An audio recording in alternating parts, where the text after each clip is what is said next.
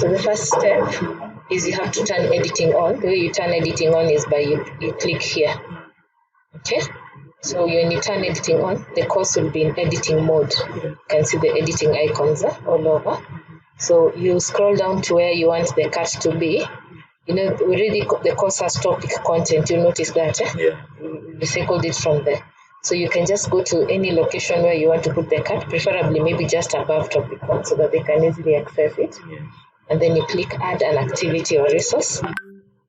Once you click add an activity, then select the quiz activity because that's what we usually use.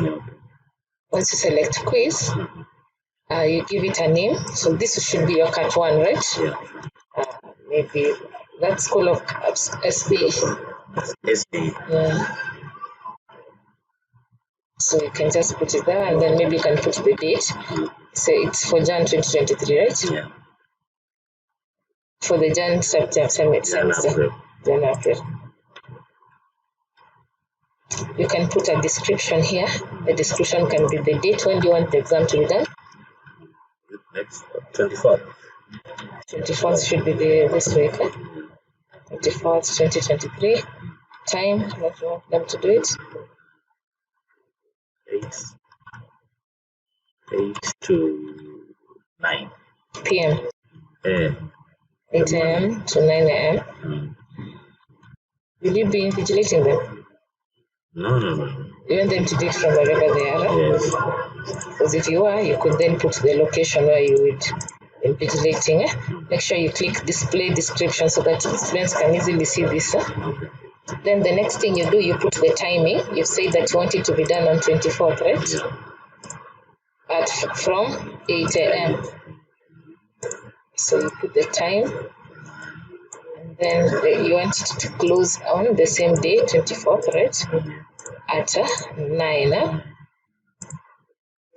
So you put there the time. Then you want to put it, you want them to have how long to do the exam? About 30 minutes.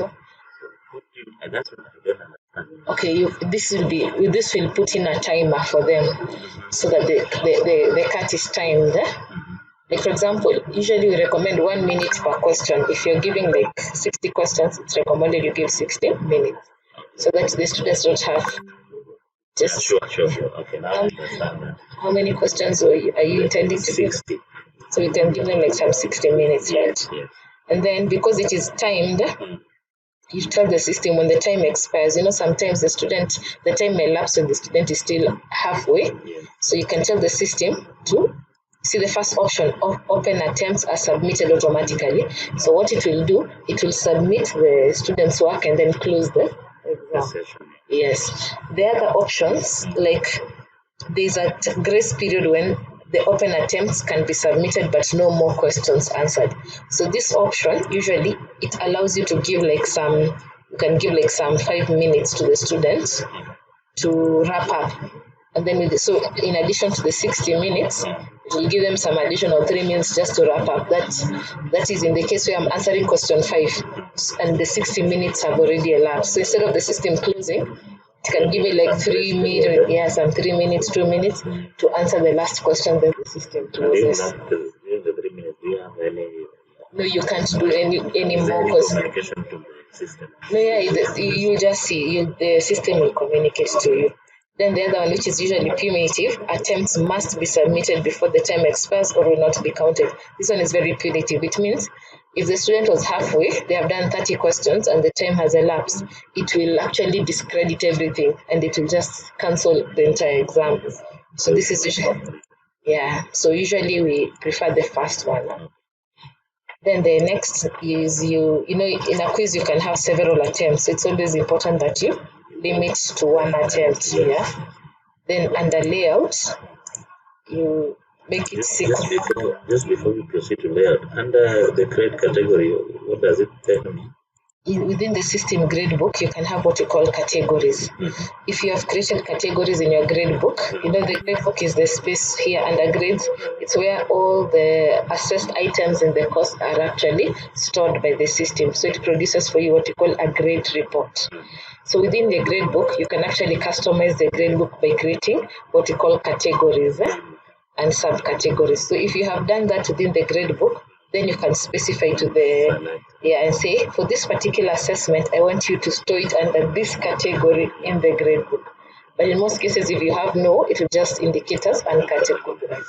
It doesn't have a very serious implication, but unless you want to really structure your assessments, maybe within your online course, you have those what you call formative assessments. You're giving them cuts which are just for continual, for mastery of learning. Then there are some cuts you're giving because of final cut marks. So you can categorize, you can create categories in the gradebook. Then you can always, if you have several quizzes, you can indicate this one, I categorize it under mastery. Yeah, this one I put it under summative. Yeah. Then layout, you can indicate that we usually prefer that when the presentation will be one question per page. Then the navigation method, usually have to free or sequential. Free means the students can go back to the previous questions. Once they have answered, they can always go back. But if you want to be very strict, given that this is Kairos, so make sure that once they answer questions, they can not go back. Yes. The other one which I think is important is review option, because the cut is automatically marked by the system.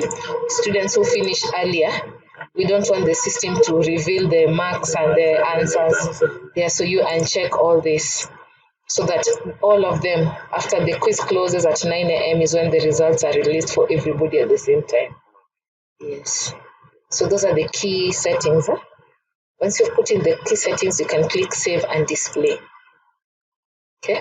So once you save and display, now you can import the questions from the XML file which you have prepared. So to do that, what you need to do is come to question bank. First of all, you need to store your questions in your question bank. And here under the question bank, automatically you notice when you create a quiz, like you created this particular quiz, Cat 1 SBE, January to April 2023, a corresponding in the question bank, a corresponding bank is already created. You notice that?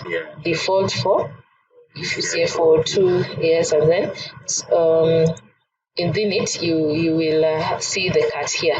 Default for Cat 1. You see the bank has already been created. Cat 1 SBE, April 2023. So automatically it usually creates a bank for you. So all you need to do is now come here under questions, then import, so that you can import the questions from the XML file. So we are doing an XML format. And then here under general, make sure you select the bank where we want to store the question. And as indicated, there's already a bank created for our, so I select that one so that the system will store those questions exactly in that bank. Yeah, you can uncheck these ones. Then you choose the XML file. You choose a very specific XML file. I don't know they have an XML file here. I had one sample one. You pick the XML file from your downloads. I'm sure it's saved on your downloads once you created it, right? Yeah, you can pick it from a different folder. No, you can pick it from whichever folder that you have stored it in your computer. In my case, in most cases, it usually downloads under download, so you can always rename it and store it. Maybe you have a folder in your computer. Yeah, and it's recommended because by default it downloads all of them as quiz. Yeah, so it's good that you label each one of them appropriately. Yes, so you can import. So what it will do, it will import successfully. If it has imported successfully, it will show like this. Then you can continue. So what we've done is now we have stored our questions in our bank. Now you see it indicates it has 30 questions. So once you've stored your questions in your bank, you can go back to your cart. Now use the quiz questions menu, and then you can click add, and then you add from question bank. Then you select the specific question bank. In this case, this is the question bank where we had stored our questions and we were importing. Pick it. Then you can actually select all the questions by clicking on this checkbox. It will pick all the questions. Yeah, or you can even selectively remove some if you have changed your mind about some of the questions. My question at that point is when you select some of the questions, what happens with the numbering system? Is it automatically reordered? Yeah, the system will always just order itself the question 1, 2, 3. Okay. That shouldn't worry you. And then you add the selected questions to the quiz. So what you've done is now you've imported them into the quiz, which now the students can be able to attempt. And of course, before you complete, make sure that you indicate the maximum grade. Sometimes lecturers come to me and tell me, I've downloaded the report and everyone is getting 1, 1 or 0, 0. It's usually because they haven't set the maximum grade. Yeah, maybe you may want even to the maximum grade to be out of 15 because there are 30 questions, but you want the system to mark out of 15. So you can always just put, and then you can always instruct the system to shuffle.